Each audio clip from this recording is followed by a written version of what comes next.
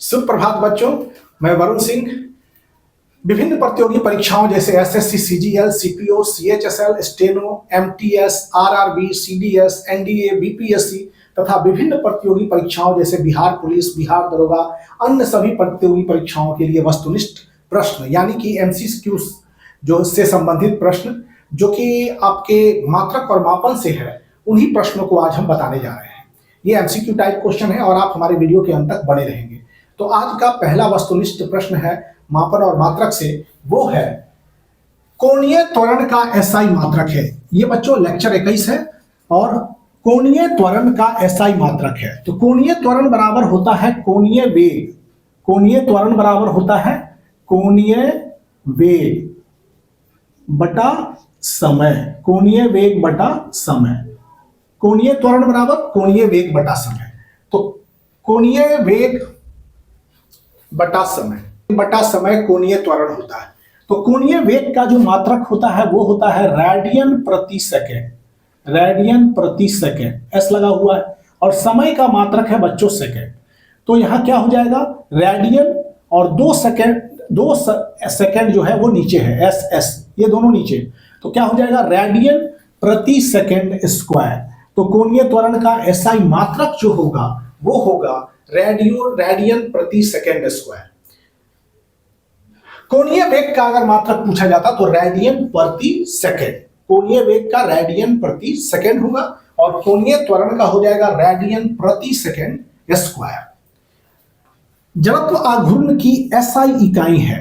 जड़त्व आघूर्ण को हिंदी में जड़त्व आघूर्ण, इंग्लिश में मोमेंट ऑफ इनर्शिया। तो मोमेंट ऑफ इनर्शिया जड़त्व आघूर्ण आई बराबर M R square. M R square. तो एम क्या होता है, मात्रक मास है, द्रव्यमान है, मात्रक होगा इसका केजी। आर दूरी है तो मीटर, चूंकि 2 है इसलिए मीटर स्क्वायर।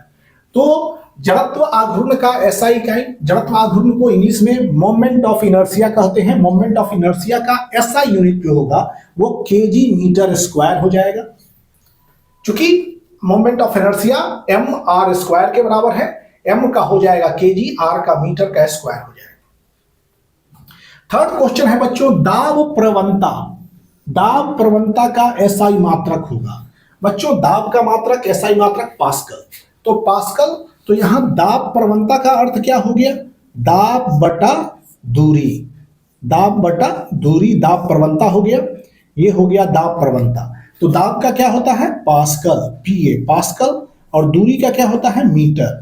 तो ये क्या हो जाएगा, पास्कल प्रति मीटर। दाब प्रवणता का हो जाएगा पास्कल प्रति मीटर। इस ए बी सी डी में कौन सा ऑप्शन है, तो दाब पास्कल प्रति मीटर जो है वो आपका डी ऑप्शन है। उसी तरह से कहीं भी बात प्रवणता की आती है, जैसे वेग प्रवणता, तो वेग बटा दूरी, मतलब वेग प्रवणता मतलब वेग बटा दूरी हो जाता है।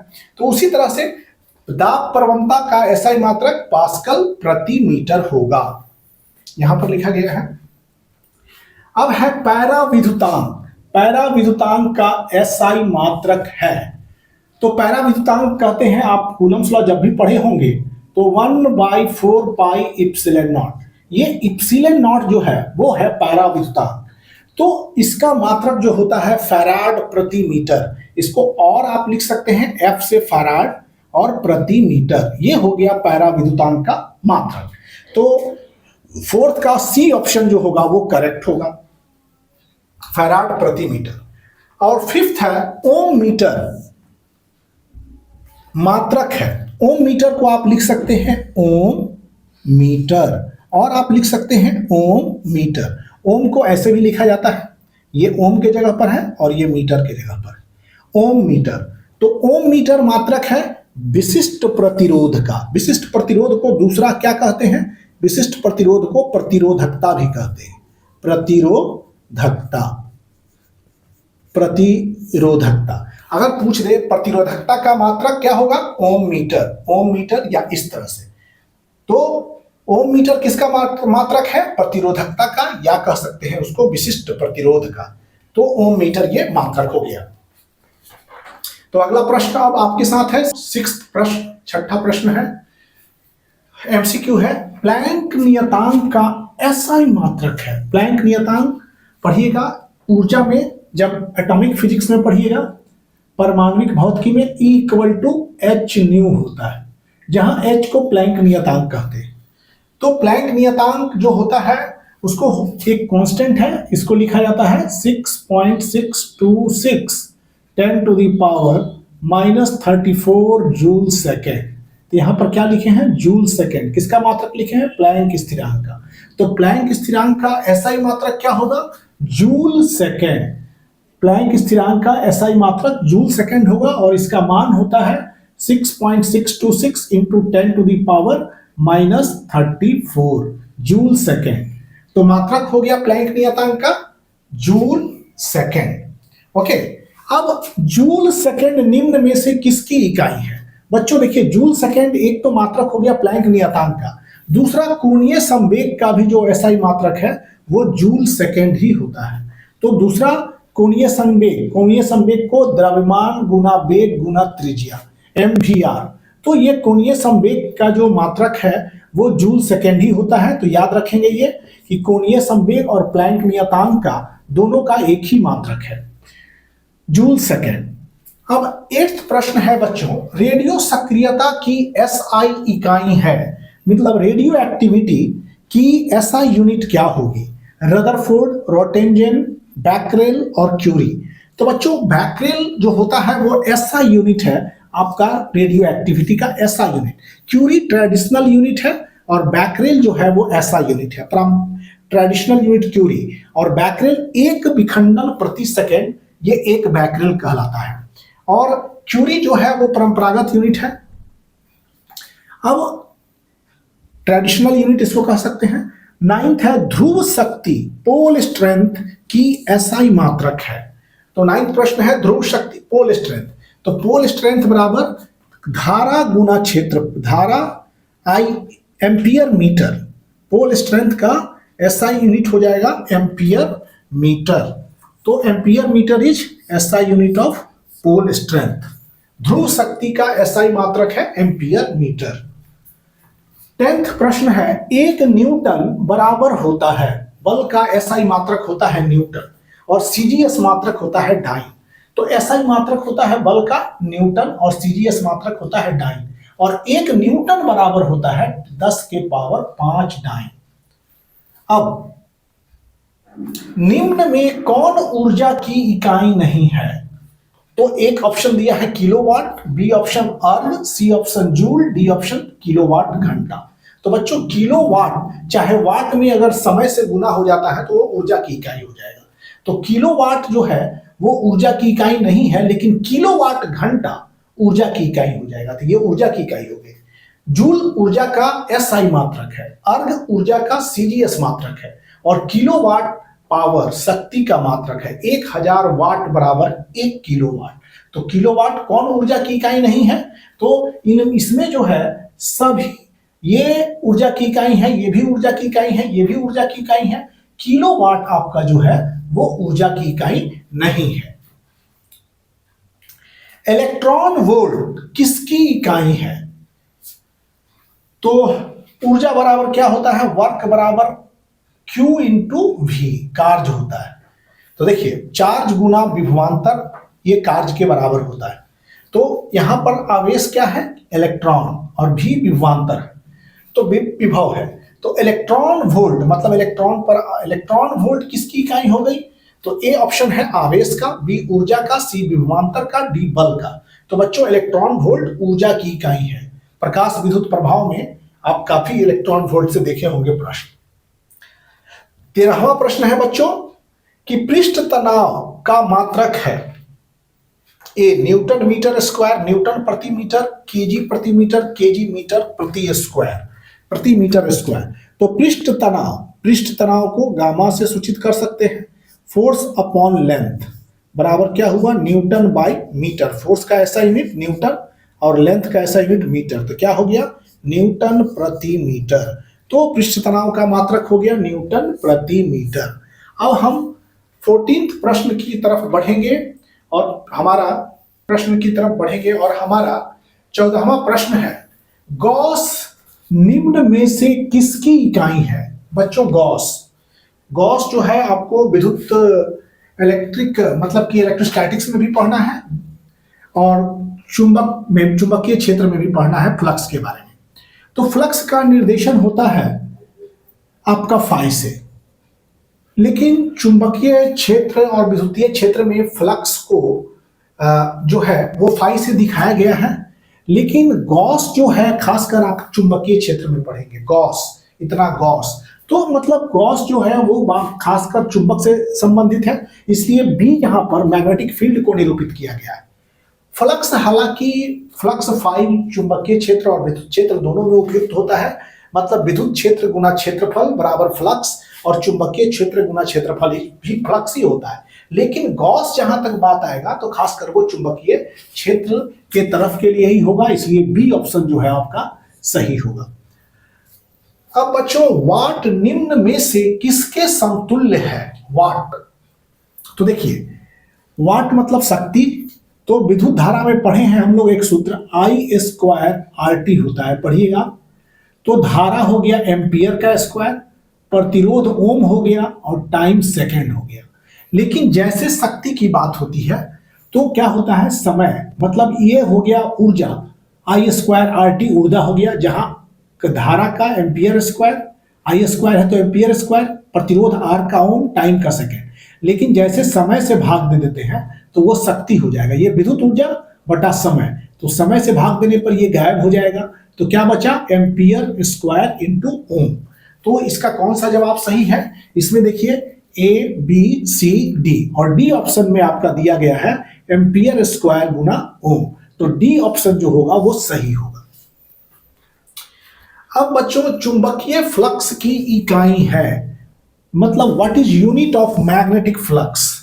चुंबकीय फ्लक्स की इकाई है तो इसका ऑप्शन वेबर, इसको कैपिटल W और स्मॉल b से भी सूचित कर सकते हैं।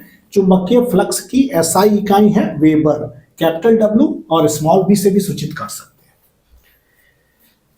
अब 17वां प्रश्न है बच्चों, चुंबकशीलता का SI मात्रक है। चुंबकशीलता, तो चुंबकशीलता का SI मात्रक होता है, A दिया है option Henry, B farad, C farad और डी है फैराड प्रति मीटर और डी हेनरी प्रति मीटर। तो चुंबकशीलता का जो SI मात्रक है वो हेनरी प्रति मीटर होगा। सीमेंस मात्रक है, यहां देखिए 18 प्रश्न है, सीमेंस मात्रक है या ओम प्रति मात्रक है। सीमेंस को ऐसे भी ओम प्रति को ही सीमेंस कहते हैं, या महो MHO इसी को सीमेन कहते हैं। ये तीनों एक ही चीज है। मात्रक है, किस मात्रक है? ए ऑप्शन आपका दिया गया है धारिता का, ए ऑप्शन मात्रक है। सीमेंस को ओम प्रति भी आप लिख सकते हैं, MHO भी लिख सकते हैं। तो तीनों में से कोई एक देता है तो मात्रक किसका हो जाएगा? ए ऑप्शन दिया गया है धारिता, बी विद्युत प्रतिरोध का, सी विद्युत चालकता का और डी प्रेरकत्व का। तो बच्चों, विद्युत चालकता का जो मात्रक है वो सीमेंस होता है। मतलब देखिए प्रतिरोध R हो गया, R का क्या होता है मात्रक? R का मात्रक होता है ओम। 1 प्रतिरोध को बोलते हैं चालकता, विद्युत चालकता। इसका क्या हो जाएगा मात्रक? इसका हो जाएगा ओम प्रति, और इसी को सीमेन बोलते हैं। ये विद्युत चालकता है।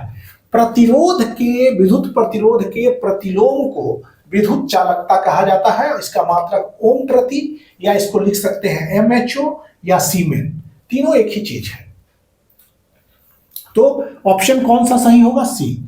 अब बच्चों 19वां प्रश्न बहुत महत्वपूर्ण है, इंपॉर्टेंट है। श्यानता गुणांक का SI मात्रक है। यहां देखिए इसके 3 SI मात्रक है। ए है किलोग्राम मीटर प्रति सेकंड प्रति, बी है न्यूटन सेकंड प्रति मीटर स्क्वायर, सी है डेका पॉइज या पॉइजले, डी है उपरोक्त सभी। तो बच्चों विस्कोसिटी इंग्लिश में कहते हैं, तो विस्कोसिटी का SI मात्रक है क्या? किलोग्राम प्रति मीटर प्रति सेकंड, न्यूटन सेकंड प्रति मीटर स्क्वायर, डेका पॉइज या पॉइजले भी इसको बोलते हैं। मतलब डी, उपरोक्त तीनों जो है इसके SI मात्रक है। डेका पॉइज का अर्थ होता है 10 पॉइज, डेका मतलब 10 पॉइज। तो अब ये 19 का कौन सा ऑप्शन सही होगा? डी, उपरोक्त सभी। अब 20वां प्रश्न है, श्यानता गुणांक का CGS मात्रक है। अभी हमने पढ़ा श्यानता गुणांक का एसआई मात्रक। ये तीनों ऑप्शन जो है श्यानता गुणांक के एसआई मात्रक हैं। और इसमें अब 20वां प्रश्न श्यानता गुणांक का सीजीएस मात्रक है। तो बच्चों ए ऑप्शन में दिया गया पॉइस, नाइनो पॉइस, माइक्रो पॉइस, उपरोक्त सभी। तो श्यानता गुणांक का सीजीएस मात्रक पॉइस होता है। ये 20वां प्रश्न यही समाप्त हो रहा है। अगले प्रश्न 21वां की तरफ हम बढ़ेंगे। अब हमारा 21वें प्रश्न की तरफ बढ़ेंगे। हमारा 21वां प्रश्न है फैराड बीमा है। फैराड बच्चों होता है क्या कि 96,500 कूलम। पढ़िएगा, 96,500 कूलम। एग्जैक्ट वैल्यू 96,487 लिया जाता है। एग्जैक्ट वैल्यू है, ये लगभग में वैल्यू। इतना कूलम को एक फैराड कहते हैं। दोनों में से दोनों ही ठीक है, इसी के आसपास। तो इतना कूलम मतलब 96,500 कहिए या 96,487, एग्जैक्ट वैल्यू है 96,487 कूलम एक फैराड होता है। तो कूलम क्या है? आवेश है। तो आवेश की बीमा क्या होगी? A इंटू टी, मतलब धारा गुना समय। तो A एम्पियर हो गया, T टाइम हो गया। तो फैराड की बीमा क्या होगी? Ampere into time. A option आपका सही होगा। चूंकि आवेश Q बराबर क्या होता है? आवेश है। चूंकि फैराड क्या है? एक आवेश है, मतलब 96,487 कूलम के आवेश को फैराड कहते हैं। तो Q बराबर I इंटू टी होता है। तो चूंकि फैराड जो है वो कूलम 96,500 या 96,487 कूलम को एक फैराड कहा जाता है। तो ये I का एम्पियर, T समय के लिए, तो ये 80 हो जाएगा। फैराड की बीमा होगी A इंटू टी। अब बच्चों 22वां प्रश्न है गुप्त उष्मा की बीमा होती है। मतलब लैटेंट हीट का जो डायमेंशन होगा, गुप्त उष्मा को इंग्लिश में लैटेंट हीट कहते हैं। तो लैटेंट हीट का बीमा होगा, ए ऑप्शन दिया है M0L2T-2, MLT-2, ML2T-2 और ML2T-1। तो बच्चों इसका जो बीमा होगा इसमें द्रव्यमान नहीं होता है। गुप्त उष्मा में याद रखिए, गुप्त उष्मा किसी तरह का उसमें द्रव्यमान नहीं होगा। तो ये जो है M0L2T-2 ये गुप्त उष्मा की आपकी बीमा है। अब 23वां प्रश्न है बल आघूर्ण की बीमा है। तो बल आघूर्ण बराबर होता है, बल आघूर्ण में क्या करते हैं? बल गुना दूरी, बल गुना डिस्टेंस। तो बल का क्या होता है? MLT-2 बल की बीमा और दूरी की बीमा L। तो कितना हो जाएगा? L यहां भी है, L यहां भी है, तो कितना L हो गया? 2L, ML2T-2। तो बल आघूर्ण की बीमा ML2T-2। बच्चों कार्य की भी बीमा जो होती है ML2T-2 होगी।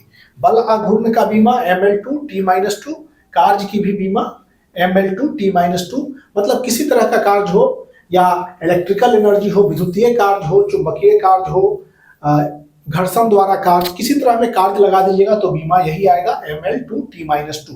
और मात्रक जूल होता है, लेकिन इसका ऐसा ही मात्रक न्यूटन मीटर होता है बल आघूर्ण का। चुंबकीय ध्रुव शक्ति की बीमा है। चुंबकीय ध्रुव शक्ति की बीमा है, 24वां प्रश्न है ये। तो चुंबकीय ध्रुव शक्ति की बीमा होता है A एम्पियर इंटू लेंथ, मतलब I में एम्पियर इंटू लेंथ हो गया चुंबकीय ध्रुव शक्ति की बीमा। मतलब मैग्नेटिक पोल स्ट्रेंथ की जो बीमा होती है तो वो होता है एम्पियर इंटू लेंथ। फैराड गुना हेनरी, फैराड गुना हेनरी निरूपित करते हैं। तो फैराड गुना हेनरी पढ़िएगा। तो फैराड गुना हेनरी जो होता है वो टाइम के स्क्वायर को इंगित करता है। चुंबकीय क्षेत्र का मात्रक, चुंबकीय क्षेत्र का मात्रक वेबर प्रति मीटर स्क्वायर है। इसे ए टेस्ला भी कहते हैं, बोर कहते हैं, क्यूरी कहते हैं, फैराड कहते हैं। तो बच्चों चुंबकीय क्षेत्र का जो मात्रक वेबर प्रति मीटर स्क्वायर है इसे टेस्ला भी कहा जाता है। वेबर प्रति मीटर स्क्वायर को टेस्ला कहते हैं। चुंबकीय क्षेत्र की तीव्रता मतलब इंटेंसिटी ऑफ मैग्नेटिक फील्ड की बीमा है। तो इंटेंसिटी ऑफ मैग्नेटिक फील्ड की जो बीमा होती है वो होता है L-1 T0 A-1। This is magnetic field intensity की बीमा है। M0 L-1 T0 A-1, इसको कहते हैं मैग्नेटिक फील्ड इंटेंसिटी की बीमा। हमारा बच्चों अगला प्रश्न है 27वां प्रश्न के बाद 28वां प्रश्न है, चुंबकीय क्षेत्र की बीमा होती है। इसमें देखिए मैग्नेटिक फील्ड का जो डायमेंशन है वो पूछा जा रहा है। What is dimension of magnetic field? चुंबकीय क्षेत्र की बीमा। तो चुंबकीय क्षेत्र की बीमा जो होगी वो हो जाएगी M-T-2A-1। ए ऑप्शन इसका सही होगा, M-T-2A-1। एक टेस्ला, इसको एक टेस्ला और 1T भी लिखते हैं, बराबर होता है, ए ऑप्शन है 1 न्यूटन प्रति एम्पियर मीटर।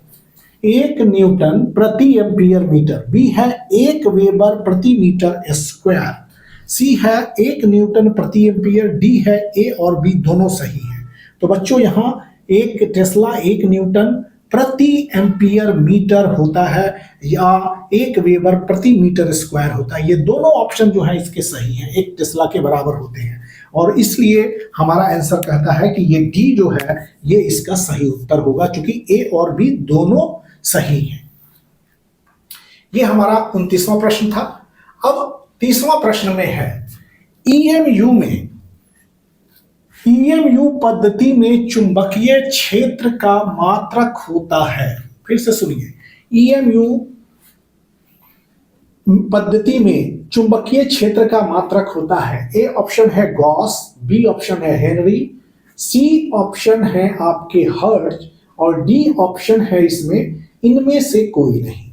तो बच्चों ईएमयू पद्धति में चुंबकीय क्षेत्र का जो मात्रक है वो होता है आपका गॉस।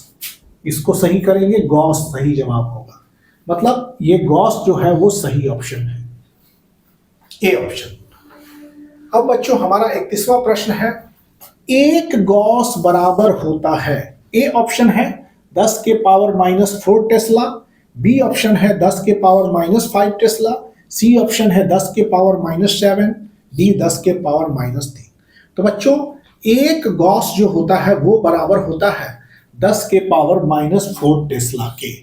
ये अब तक 31 प्रश्न थे मात्रक और बीमा से।